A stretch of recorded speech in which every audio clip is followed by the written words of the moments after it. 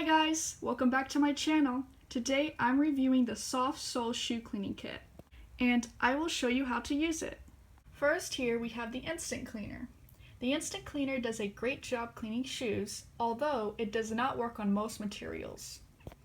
To use this spray, spray on the shoes.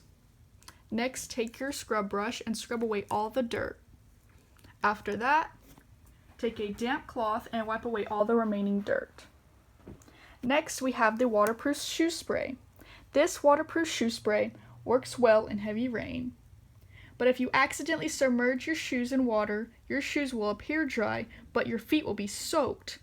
This spray does not keep your shoes resistant to dirt and residue.